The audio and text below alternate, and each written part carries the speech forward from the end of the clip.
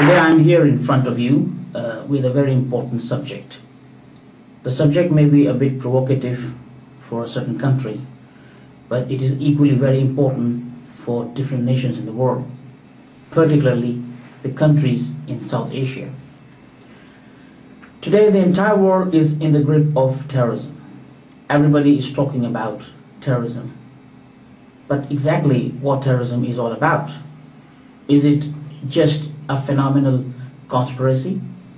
Or is it a reality? Or is it something you can call a figment of imagination? As a matter of fact, it is a fact. The most important thing is that we must not forget that terrorism has not existed in the recent times. Terrorism has not been established by a certain group or initiated by a certain group or a particular group. Terrorism has existed ever since this world came into existence. As a matter of fact, different nations have different perspectives about terrorism. The Christians may have a different point of view, the Muslims may have a different point of view, and so the Jews and Hindus and the different people in this world. As a matter of fact, the most important idea given by different people around the world so far about terrorism is that terrorism has something to do with destruction of humanity. And I think this is the most acceptable meaning and most acceptable definition, that the innocent lives are at stake, people who do not have enemies are killed, people who do not have weapons are brutally murdered, people who would like to be peaceful citizens in this world are crushed and are devastated. Terrorism has no faith. People know about it, and it is rather propagated by different schools of thought. And also it is said that terrorism has no religion either. But are you sure that terrorism has no religion, or no religion advocates terrorism? Well, as a matter of fact, I'm sure there must be somewhere some mistake. Nobody on this earth is without a faith. Nobody on this earth is without a belief. Nobody on this earth is without a perception. Whoever lives on this earth has a particular motto, has a particular faith, has a particular religion, has a particular guideline which he or she follows. So, terrorism is just like the same thing. You can't just say the terrorist has no faith, a terrorist has no religion, a terrorist has no guidance, a terrorist is not a human being. No, a terrorist is a human being like others. Terrorist is also a person who has the same requirements, who has the same needs of life, who also wants to have the same necessities of life like any other common human being living in any part of the world. So you cannot say that terrorist is a different person or terrorism is a different perspective. This is like any other thing in this world. We should not forget that when we are talking about terrorism, we should not become very biased, we should not become very particular about a particular sect or a particular religion or a particular group of people in a particular part of the world. We have to see in reality, we have to analyze in reality, and we have to focus our attention to the most important and the most vital issues concerned with terrorism. I have written a book. The title of the book is Divide Pakistan to Eliminate Terrorism. What is the connection here in my book when I use the word to eliminate terrorism and Pakistan? Definitely it may be a bit surprising for some people who do not know the relationship, the connection, the link between terrorism and Pakistan. But for people who are aware of the political situation, of the ground realities, I think they should agree to some extent that regardless of the fact whether the title is provocative, regardless whether it is true or not, there is a significant link between the term terrorism and Pakistan. The idea of writing this book was not necessarily to make it a provocative writing, rather to to challenge any particular nation, or to challenge any particular government, to challenge any personality, or to challenge any particular nation. Not at all. The purpose of my writing this book was basically a call of my conscience to tell the whole world exactly what I feel and what I understand, what I observed, and what I think it is better that I should speak out. Pakistan is an important country in an important region, no doubt about that. But at the same time, we should also not forget that how this country came into existence. Was it a natural existence? Was it a historic existence? Or was it just mockery of certain people who did something which was not more than a conspiracy? I'm not challenging the sacrifices of the people who died during the partition of 1947, when the British left United India and they made two countries called Pakistan and India. But at the same time, we should not ignore the very important and very material fact that this country called Pakistan was not one nation. It was a combination of about 7 and 8 nations who were forcibly assembled to form a country. One portion was West Pakistan on the west coast, and the other one was East Pakistan on the east coast. In the middle was India. That time, West Pakistan comprised of Punjab, Northwest Frontier Province, Balochistan, Sindh, and of course the southern port city of Karachi, which was predominantly having population of people who migrated from India. And also the northern part of Kashmir, some portion remained with Pakistan and some went to India. And on the eastern side, it was East Pakistan, which was accommodating the population of Bengali Muslims at that time. Now, as a matter of fact, and it is a historic fact, that these nations, they were not aware about what really was going to happen to their own rights, to their own welfare, to their own future. Punjab, Sindh, Northwest Frontier Province, Balochistan, part of Kashmir, under the control of Pakistan, and the people of Karachi, who are the migrants from India, they were rather feeling as if they had got a country which can be termed as a gift of God. But as a matter of fact, as a consequence of certain conspiracies which were initiated by certain politicians soon after the inception of Pakistan, this country was felt to be nothing more than just a country which was made forcibly without taking the proper votes from the people of this region. Nobody knew what was going to happen to them. There was no plebiscite. Nobody asked the Balochis whether they wanted to be part of Pakistan. Nobody asked the Pathans living in Northwest Frontier Province whether they would like to be a part of Pakistan.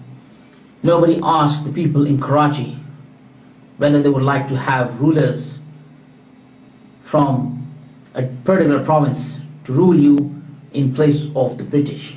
Nobody asked the Sindhis what is really going to happen to them.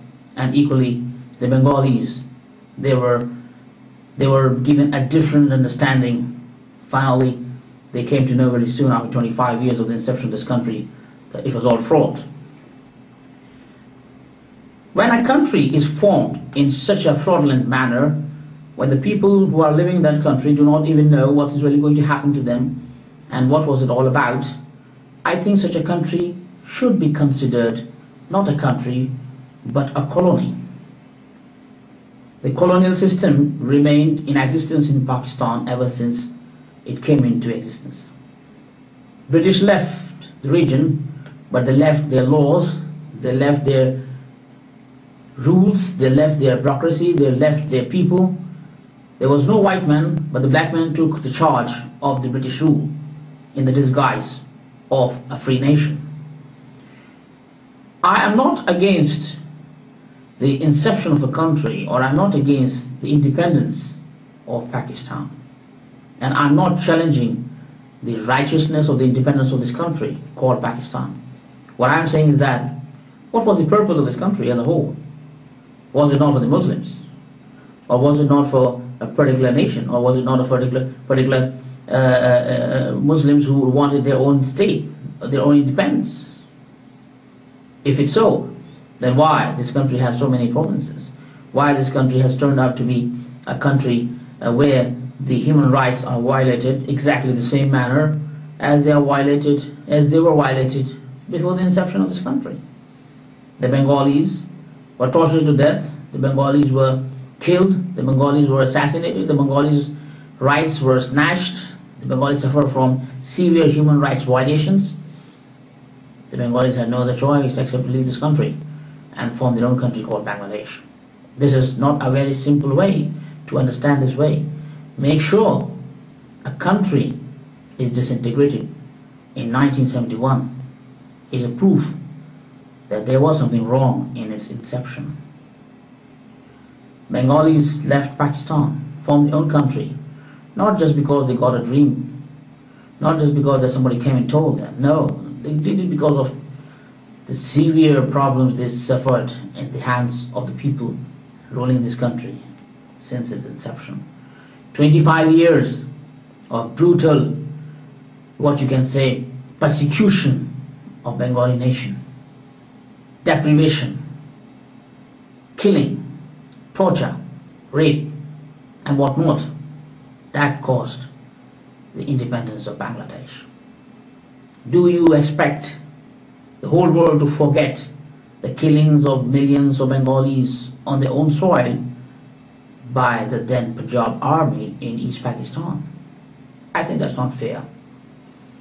Okay, Bengalis got their country, they are happy now with Bangladesh, but what about the rest of the Pakistan, which is now comprising of Kashmir, some part of Kashmir, Punjab and WFP and all the Western province in Rajasthan, and especially the southern part, Karachi, accommodating about 13 to 14 million Urdu-speaking people who migrated from India, and they have their own identity. Mind it, they're not Punjabis, they're not Sindhis, they're not Balochis, they're not Pathans, they're not Kashmiris. They are Urdu-speaking people. What has happened in the remaining part of the Pakistan since 1971? This country was ruled by a particular province, an army which comprised of a particular province, 99% coming from Punjab. They are ruling this country in the disguise of martial law, in the disguise of false precedent regulations, precedent constitutional orders, provisional constitutional orders, and whatnot. This country has been ruled by dictators. This country has been controlled, has been governed by people in uniform. Why? Is it this reason why Pakistan came into existence, that the army people, the people from the barracks will come and take charge of the country? What is it? What is this nonsense that we have today? A country which was formed for Muslims to run the country in a democratic way is being controlled, is being governed, is being ruled by a particular army of a particular province. This is nothing but nonsense. My book is not concerned exactly what this army did. My book is concerned what is to be done now. The whole world is in the grip of terrorism right now. Nations like United States, United Kingdom, European Union, they are very much worried about the future of this humanity, future of them. What's really going to happen? What's going to happen to Israel? What's really going to happen in Palestine? What's really going to happen in the Middle East? Is Syria a threat? Is Syria a threat? Or Iran a threat? Or North Korea a threat? Let me tell you something. North Korea is not a threat to anybody, and so is Iran, and so is Syria. Let me tell you why. Because none of these countries either North Korea or Iran or Syria, are engaged in sending their preaching groups to the world. They only talk, and that's all. But this country called Pakistan is involved in preaching terrorism. Preaching terrorism and talking about terrorism, they're two different things. North Korea may talk of nuclear ambition, Iran may talk about nuclear ambition, Syria may talk about killing Jews, they may talk about retaliating Israel, they may talk about anything, but mind it, nobody is sending preaching groups to spread hatred against Christians and Jews and Hindus and the other nations. You will never find any preaching group from North Korea is spreading hatred about any particular religion in this world. You won't find any preaching group from Iran. You won't find any preaching group from Syria. Preaching is the most important weapon of terrorism. You cannot make a terrorist in one day. You have to create a mindset to make a person become a terrorist. How to develop that particular mindset, how to brainwash a particular person to become a terrorist. That is the area which we have to address today. Today, President Bush quotes the statement of Ahmadinejad. Oh, Ahmadinejad is saying that he would like to wipe off Israel from the globe of this world. So he's our enemy. Of course not. Ahmadinejad is just talking to harass his enemy. That's all. Mr. Bush is saying North Korea is a threat to the United States. Of course not.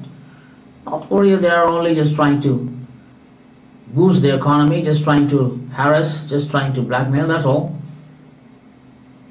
Syria can't do anything at all. Why they are not understanding that who are the people who are right now sponsoring, providing all possible logistics, trying to and successfully trying to promote terrorism. Millions of people on the soil of Pakistan are mentally brainwashed, are told, are taught, are properly given the guidance about terrorism in the name of Islam, in the name of preaching of Islam. Ladies and gentlemen, the subject is very difficult to understand for people who may think that Islam is a very peaceful religion. No doubt about that. Islam is a peaceful religion. But how peaceful are the followers of Islam? How peaceful you think Islam can be used for promoting peace? I don't think so. We have to admit and confess that even after the death of the Holy Prophet of Islam, Muhammad, there were people who hijacked this religion, and it is a reality. If the people can hijack their own religion after the death of their own Holy Prophet, what else do you expect from them to do? They can do anything, anytime, anywhere. I have mentioned in my book about Islamic fascism, and I compared it with modern fascism. Let me tell you something. What exactly fascism is? I have mentioned modern fascism versus Islamic fascism. If you see, I have mentioned here, someone has said, fascism is a religious conception in which a man is seen in his imminent relationship with a superior law and with an objective will that transcends the particular individual and raises him to conscious membership of a spiritual society. Whoever has seen in the religious politics of the fascist regime nothing but mere opportunism has not understood that fascism, besides being a system of government, is also and above all a system of thought. So, if you talk of fascism, it has nothing to do only how you govern a country, how big dictator you are, but also a system of thought. I'm coming from Pakistan. I'm a Pakistani. I was born in Pakistan. Let me tell you frankly what's happening in that country. People are brainwashed. People are told what they have to do, being a Muslim. And this preaching, that is a system of thought. And this is not just coming now or for a few years. No, it's coming a long time ago. They have all the data in front of them. They have all the Quranic verses, all the sayings of the Holy Prophet, which are being misinterpreted, which are being exploited, which are being presented in their own style, which are being interpreted the way they like it to be presented. A cult, a religious cult in Pakistan has been working since the inception of this country and about 20-25 years before the inception of this country. I have mentioned in my book about that particular religious cult called Tablighi Jamaat. In English you can say it means preaching group, a preaching party. They have their headquarters in Ravan near Lahore, a city in Punjab. They have their roots in India as well. They have their roots in Bangladesh. They have their roots in Philippines, in Indonesia, in Jordan, and different parts of the world, including United Kingdom now, and different countries in Africa, United States, Australia. They are everywhere now. The whole world can witness this fact that Tablighi Jamaat is everywhere. Apparently they feel they're very nice people. They talk of prayers, they talk of connection with God, they talk of love and affection, they talk of doing the right things, enjoining good, forbidding bad. But do you really think what they are saying is exactly what they are up to? Not at all. I have spent some time in this particular group, and I am telling you, as I mentioned in my book as well, they are working on a certain mission. They have a certain motto. They have a certain objective, and that objective is to brainwash the entire Muslim population around the world and to make them understand that the real work, that the real duty is to rule the world,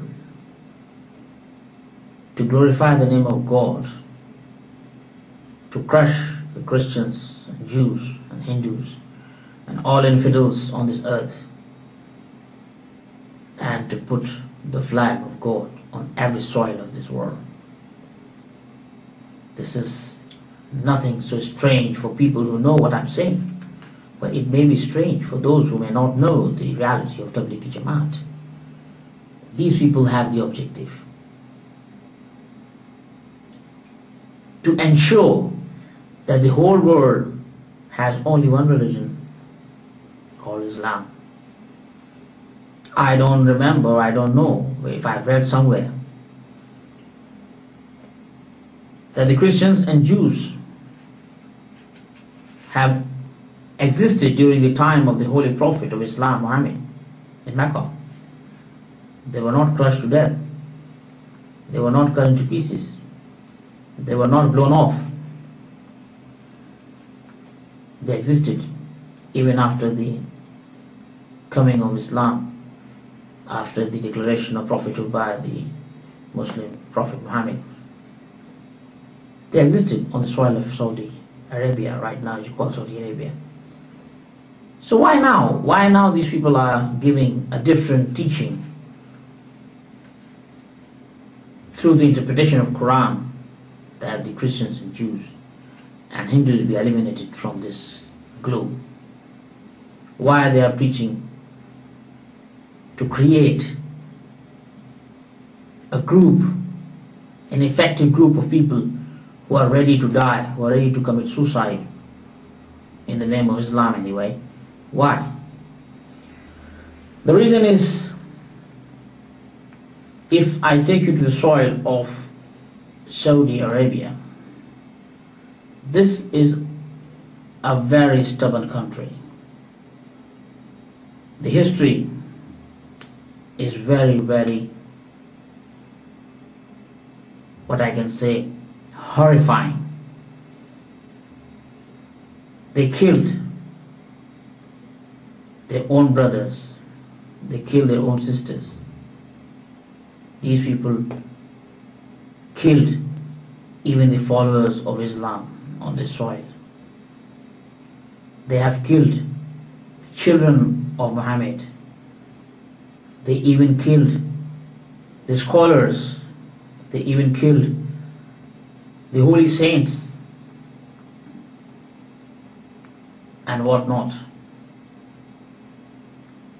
If you think that such people will become good human beings one day, I don't think so. When Islam cannot change them, how come a United Nations resolution could change them? This is not possible at all. We must not forget that humanity is very important. And if someone does not care of humanity, it means that person is a terrorist. I would not like to go into detail, and I would like to invite you to read the book, Divide Pakistan to Eliminate Terrorism, and read this particular chapter about fascism. That how after the death of Muhammad, people whom he trusted hijacked his own religion and became the dictators, became the rulers of Islam. They deprived a deserving candidate to become the Muslim king, and they took the government by force. They introduced laws which were in contravention to the principles of Islam. They introduced new system which was not in compatibility to the system which was introduced by the Holy Prophet himself. They crushed the Islamic people, the Islamic scholars. They crushed the people who lived on that soil at the time of Muhammad in peace. These people killed them. In a span of few years after the death of Muhammad, Islam was turned into a religion of brutality, a religion of killing, a religion of destruction,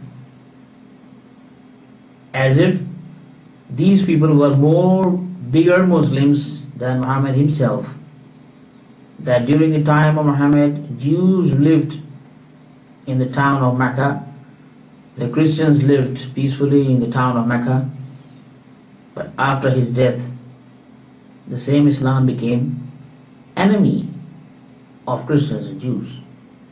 So you can establish that it was not Islam which was against Christians and Jews. It was certain people who were using Islam to crush the Christians and Jews because they believed in tribalism and they wanted tribalism to dominate Islam. Ladies and gentlemen, today also Islam is in the grip of tribalism. Let me come back to my main subject, that is Pakistan. Pakistan is a combination of 7 or 8 nations. Or you can say 7 or 8 different tribes, different language, different culture, different historic background, different history, different mother tongue, they have a different language. What these people did in 1947, they assembled them, they put them under one camp for a particular agenda, and now these people are being used to do what the Kingdom of Saudi Arabia cannot do themselves. Pakistan's soil is being used to produce terrorists. Pakistan's soil is being used to promote terrorism, to prepare people for committing suicide. Finances are coming from Saudi Kingdom. A particular place called Rawalpindi near Lahore in the province of Punjab in Pakistan is the headquarters. Plans are made, strategies are developed, counseling is done in a very systematic manner. This is all being done under the auspices of Saudi Kingdom, because they would like to topple this world in the same style that their ancestors had toppled after the death of Muhammad. They hijacked Islam after the death of Muhammad, and so they would like to hijack Islam yet again. The establishment of Taliban is a very powerful example of what I'm saying. Taliban are basically Wahhabis, and when I say Wahhabis, Wahhabis are the ones who are coming from Saudi Arabia. Saudi Kingdom have a different religion, and they are Wahhabis. They do not believe in the spiritual system of Islam. They do not believe in the children of Muhammad. They do not recognize the son-in-law or the daughter of Muhammad. They do not recognize the grandchildren of Muhammad. They do not recognize the followers of Muhammad who continued to sacrifice their lives to spread the real word of Islam. Rather, they would like to create a new Islam, a new ideological theory of themselves. They would like to put up a new Islam, a new testament of Islam, which was introduced by one Abdul Wahab. As a matter of fact, this Abdul Wahab is the founder of Wahhabi Islam, which is the official religion of Saudi Kingdom. And Saudi Kingdom, they called certain Muslim scholars from India. That was in the early 1940s. They were bribed, they were given a lot of money to go back to India and preach the religion of Wahhabiyat, the Wahhabi Islam. And it is the same Wahhabi Islam which is being propagated by Tablighi Jamaat, and the establishment of Taliban is basically the manifestation of that preaching of Wahhabi brand of Islam originated by Saudi Kingdom. Ladies and gentlemen, why is it that Taliban believe in terrorism? Why is it that Taliban are known as terrorists? This is quite natural. You cannot call them preachers of Islam. You cannot call them the lovers of Islam. You cannot call them the people who have given any benefit to the religion itself. They are terrorists because they have been transformed so systematically into a force to implement the plans of toppling this whole world and to convert the whole world into Islam, which is not exactly Islam itself. It's a hijacked version of Islam called Wahhabiyat, sponsored by the Saudi Kingdom. I am trying to make it understand for my viewers that terrorism is a system of thought, as I mentioned in my chapter about fascism. This system of thought has to be changed if you want to change, if you want to bring a change to the concept. You have to change the system of thought. Terrorism is not only something done, something committed. It's not only a crime. It has something to do with the system of thought.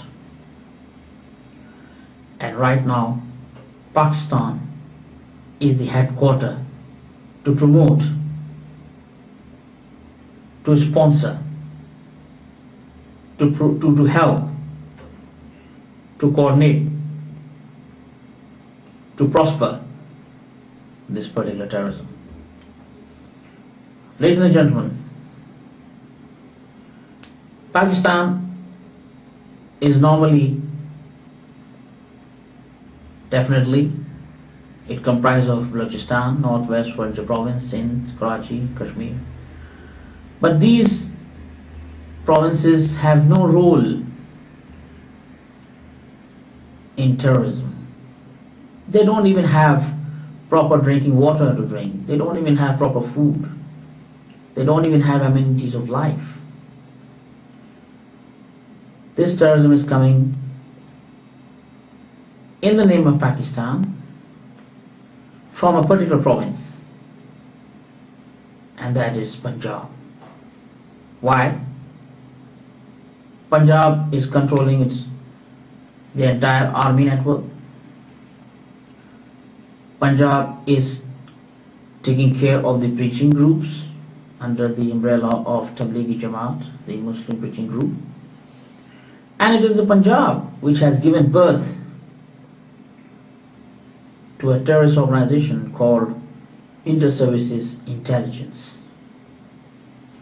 I have a specific chapter in my book about Inter-Services Intelligence, reality of Inter-Services Intelligence and its functions. Ladies and gentlemen, if you would like to understand exactly what I am trying to point out in the perspective of disintegration of Pakistan, that Pakistan is right now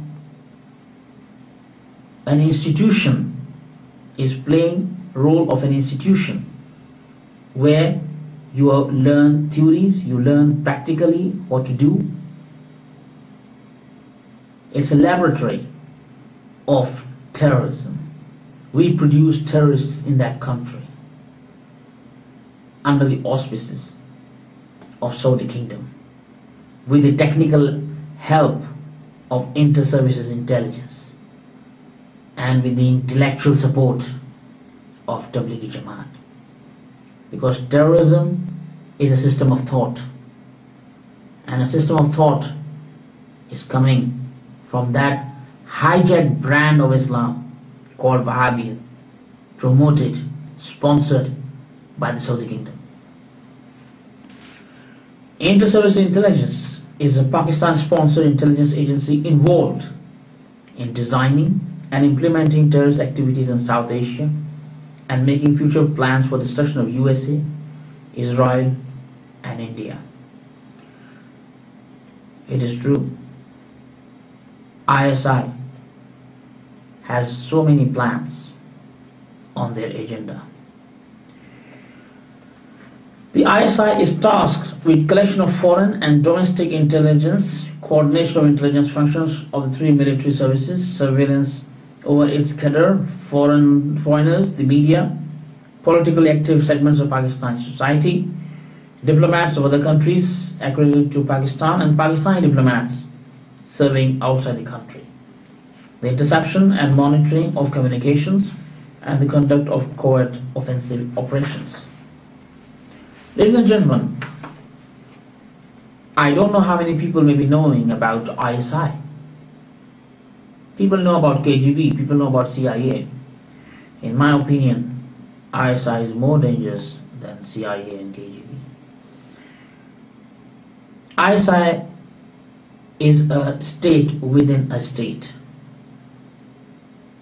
They are not accountable to any judicial system in this country.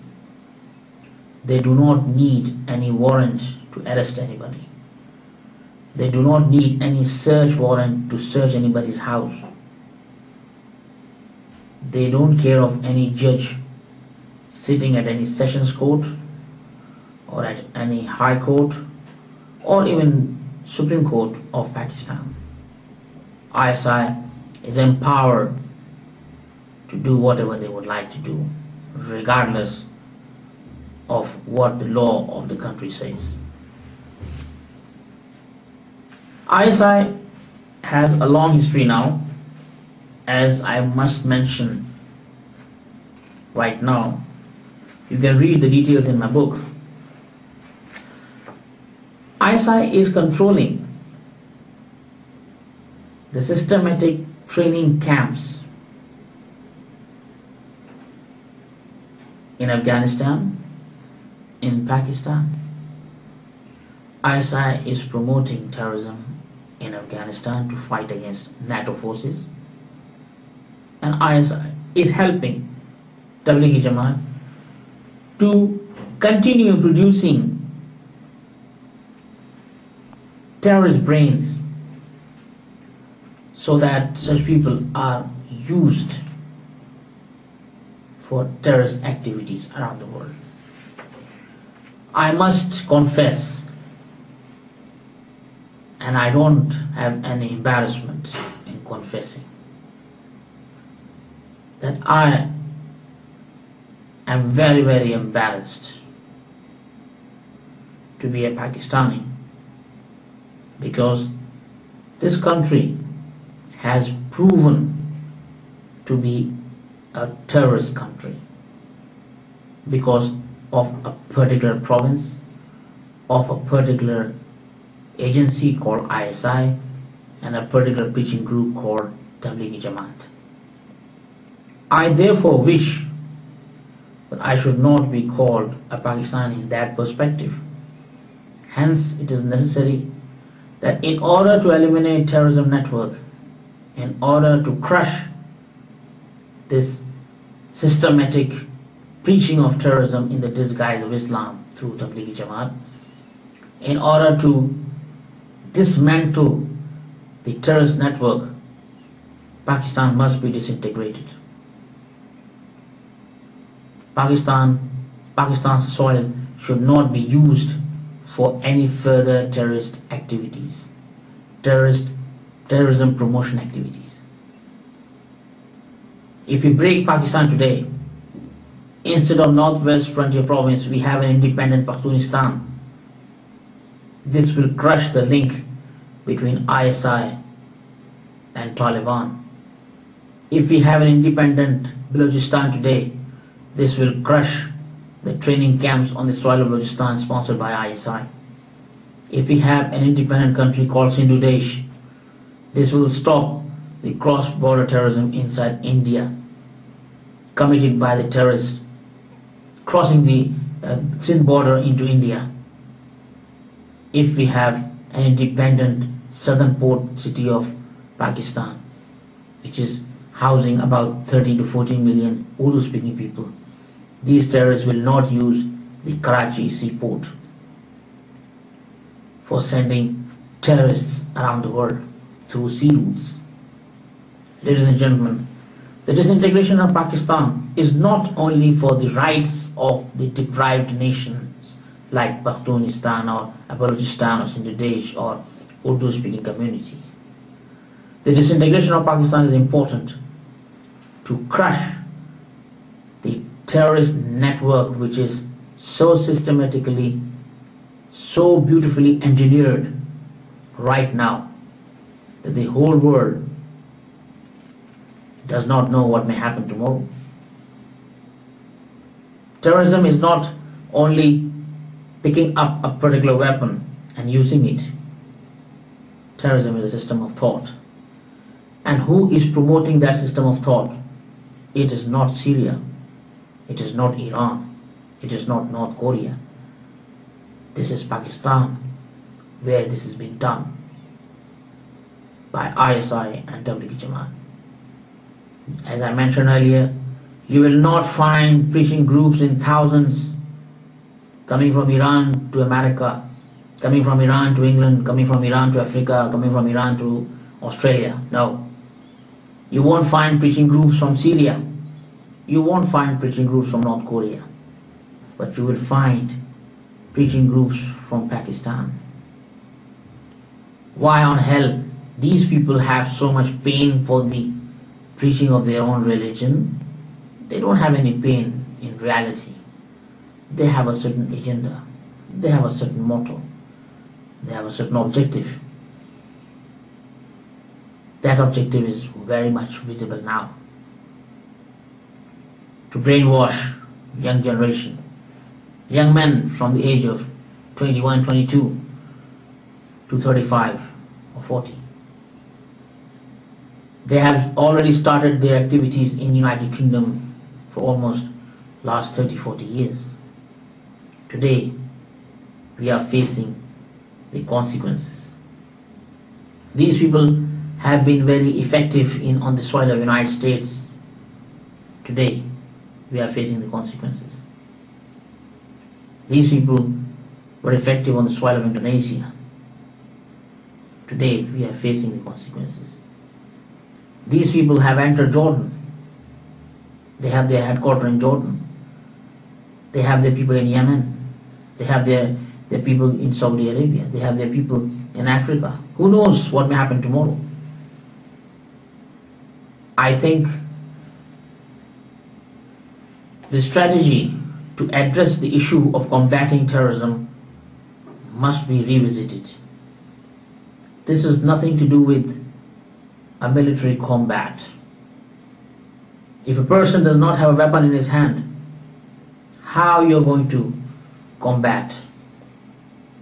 But that person has a mindset that he is ready to die when it is needed.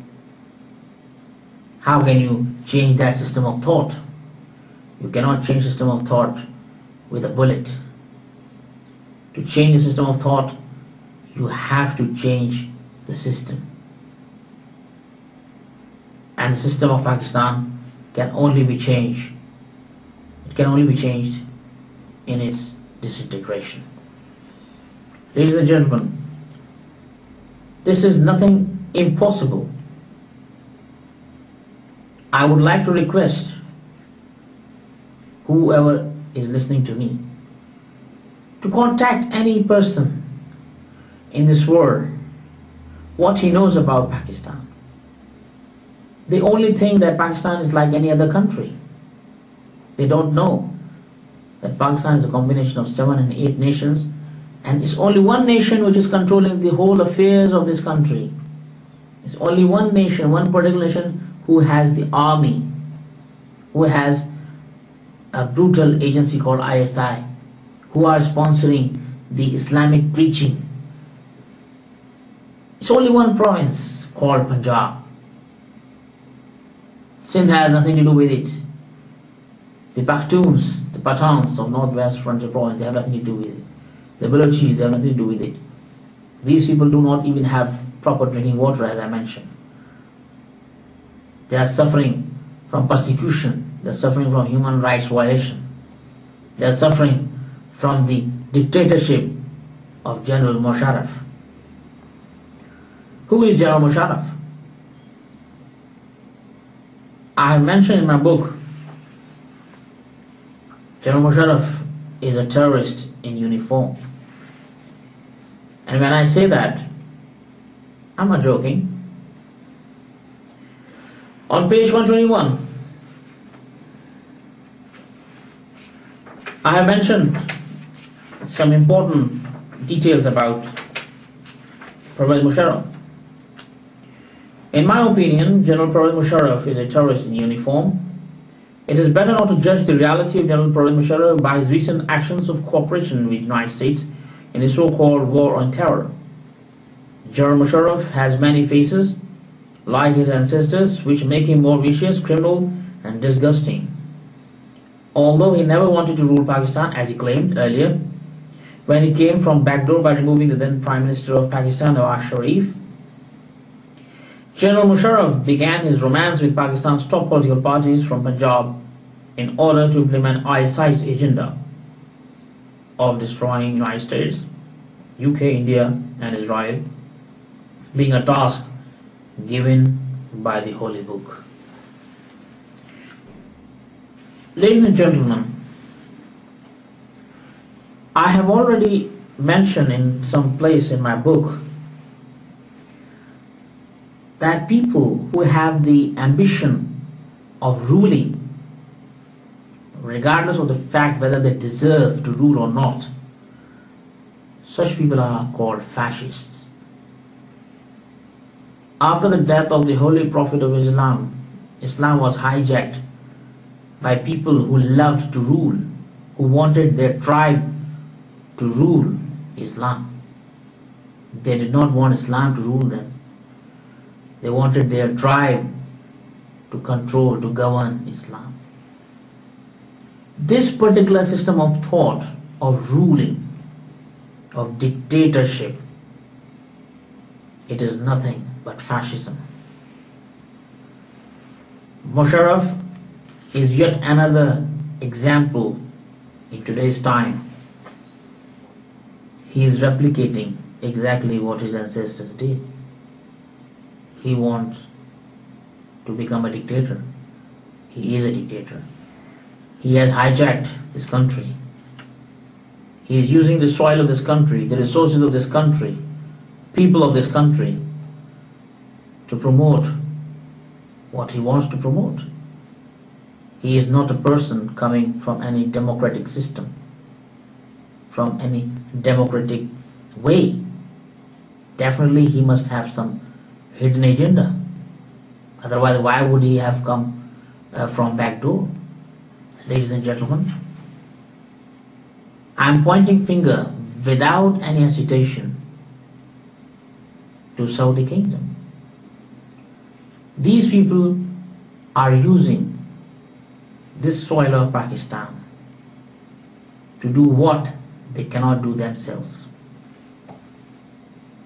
If you disintegrate Pakistan today, this will crush the ambitions of Saudi Kingdom. They do not want Iran or Syria to become the religious leaders of Islam, because they know that these people have the reality of Islam within their corridors. Saudi Kingdom wants to impose their own brand of Islam on all the countries, and in order to do so, it is part of their task to kill the Christians, the Jews, the Hindus, kill everybody who is not Muslim. And for this purpose, this country called Pakistan is being used. And let me not forget that China should also be aware of the very fact that Pakistan's ISI is very much functional in Xinjiang province, the southern province of China, which is the northern part of Pakistan. A lot of work is being done there. I have mentioned specifically in my book, and I would like to request the Chinese authorities not to ignore this important information which I have mentioned here about the role of ISI in Xinjiang province. They would like to convert it into an Islamic republic. If you don't believe me today, you will believe me one day. The people inside Tablighi Jamaat, their scholars, the people who are who run Tablighi Jamaat, they are working on it. System of thought. Don't forget, I'm talking about system of thought. Chinese may feel that they are very expert in different military equipment, in missile technology. But are they having any compatible knowledge in terms of system of thought? I mentioned here such a person like General Pervez Musharraf is a great danger to the entire humanity. If I may say, Hitler's spirit has possessed body of General Pervez Musharraf, while the extreme anti-West teachings of Tablighi Jamaat under the sponsorship of Wahhabi Kingdom of Saudi Arabia have made General Musharraf a more brutal fascist come terrorist in uniform. General Pervez Musharraf needs exorcism to be conducted by someone who understands the necessity of disintegration of Pakistan, because Pakistan's disintegration shall pave way to destroy General Musharraf and his evil military network from spreading the poison of international terrorism from Pakistan's soil. Ladies and gentlemen, I think it is very important that we should not forget that as a citizen of this world, we all have the right to think, to say, to speak out what your conscience says. My conscience says that Pakistan is a threat to the entire humanity right now. If this problem is not addressed, it may give you a very bad result in nearest future. Today, Americans are wasting their time on Iraq. They have fear from Iran, they have fear from Syria. And this is a useless fear. They are not going to do anything. I assure you. The real problem, the real threat is from those people who are working to change minds, who are working to promote a system of thought, a fascist system of thought. You have to check those people. We have to focus our attention towards Pakistan if you want to eliminate terrorism, not North Korea or Iran or Syria. In my one chapter in the book, I have discussed something about doctrine of necessity. Chapter 1 of the Charter of the United Nations, dated June 26, 1945, article number 1 says as follows: to maintain international peace and security, and to that end to take effective collective measures for the prevention and removal of threats to the peace, and for the suppression of acts of aggression or other breaches of the peace, and to bring about by peaceful means and in conformity with the principles of justice and international law, adjustment or settlement of international disputes or situations which might lead to a breach of the peace. In the above chapter, it is categorically stated that the United Nations shall take effective collective measures for the prevention and removal of threats to the peace and for the suppression of acts of aggression or other breaches of peace, which should also include terrorism being one of the breaches of peace. Hence, in view of this particular mutual understanding among all the member states, it has become necessary to address the issue in its true perspective. Ladies and gentlemen, I have also given a draft of the proposed United Nations Security Council's resolution on invoking the doctrine of necessity in the matter of disintegration of Pakistan. If you read this book, Divide Pakistan to Eliminate Terrorism, you can read the proposed resolution about disintegration of Pakistan. I invite you to please help me in promoting this word, in communicating this word to every person on this earth, to research how terrorism can be eliminated. If it can be eliminated by eliminating a country, let's do it. People talk about Iraq, people are talking about Syria and Iran. Okay, in Iraq, insurgency is going on. But that is only a battlefield. Iraq is not sending any intellectual groups, any preaching groups to the world. They are suffering on their own soil. They have no link with the outer world.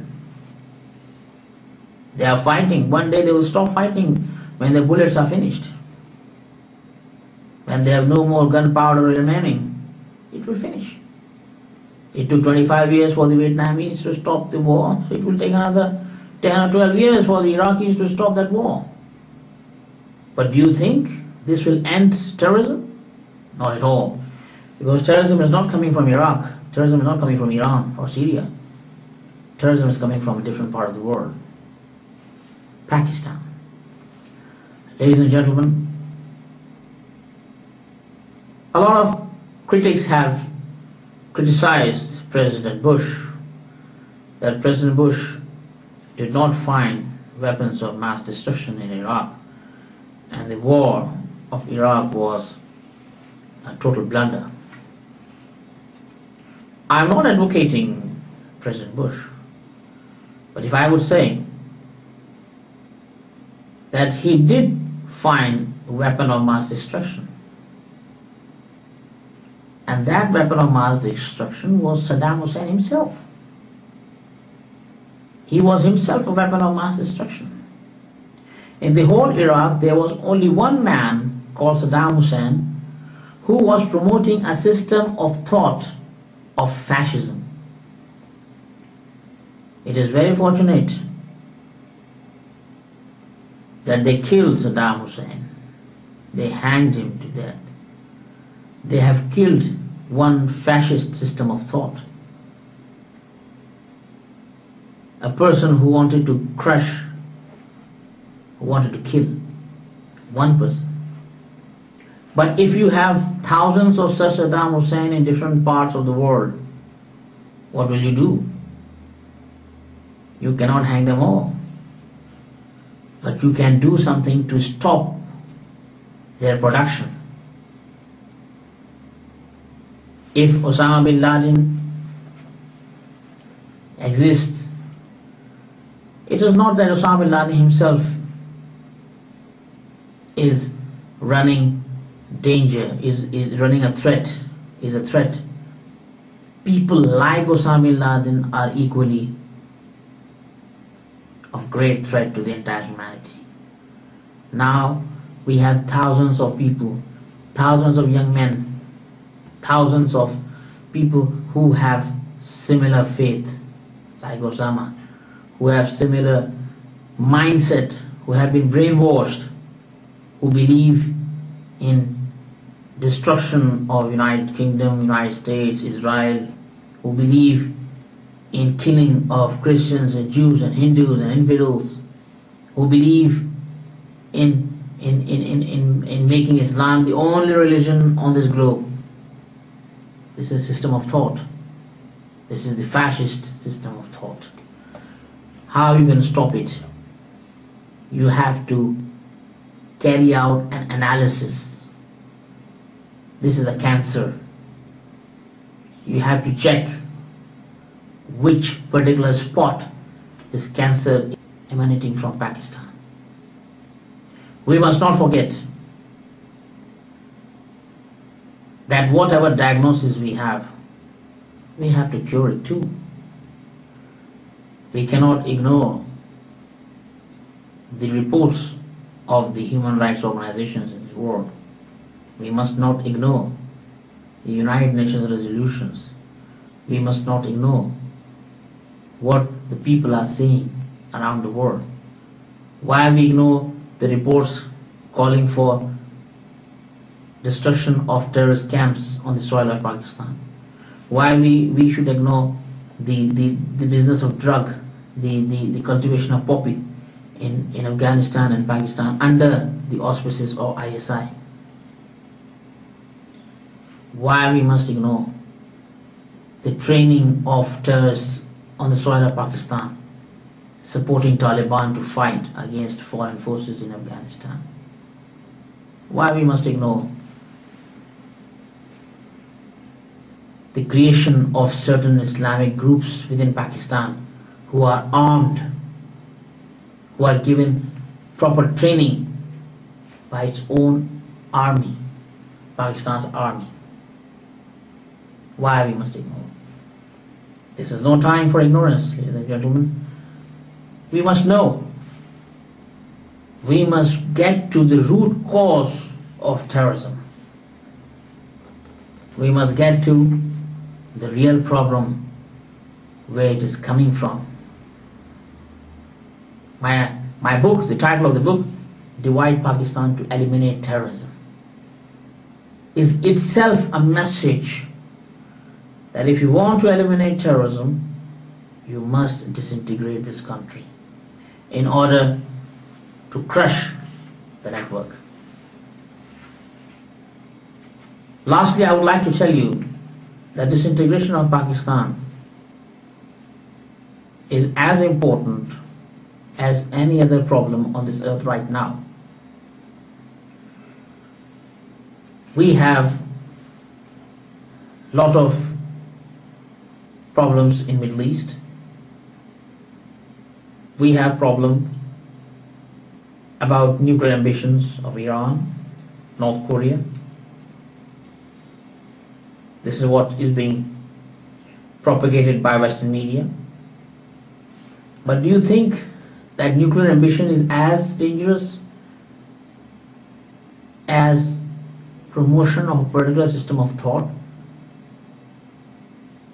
I don't think so. A nuclear weapon is not as harmful as terrorism itself. Nobody on this earth right now can afford to use nuclear weapon.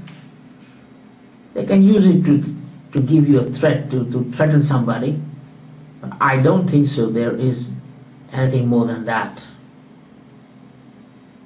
But something which is more important, more aggressive and more dangerous and more,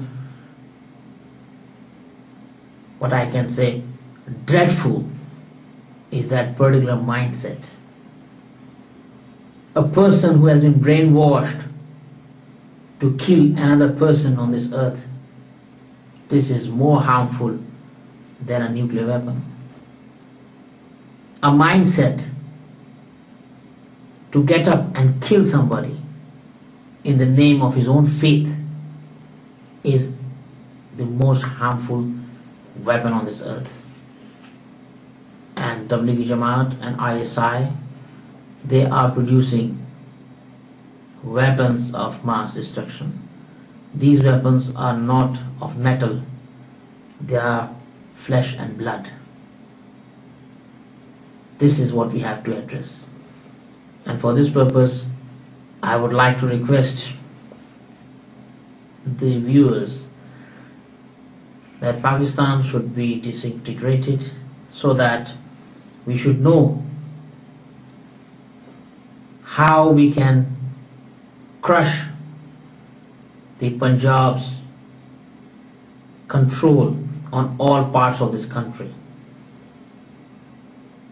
As I mentioned earlier, Balochis are not terrorists, Pakhtuns are not terrorists, Sindhis are not terrorists. People from Karachi, Urdu speaking, they are not terrorists. They don't even have proper facilities. They don't have any role in the army. They have no money, they have no power, they have no ammunition, they don't have any weapons. How can they be terrorists? The terrorism is coming, the terrorism is being sponsored, terrorism is being controlled, supervised, promoted, prospered by inter-service intelligence and Tablighi Jamaat. So ladies and gentlemen, The purpose of my presentation about my book is to give you an idea that Divide Pakistan to Eliminate Terrorism is the book written by me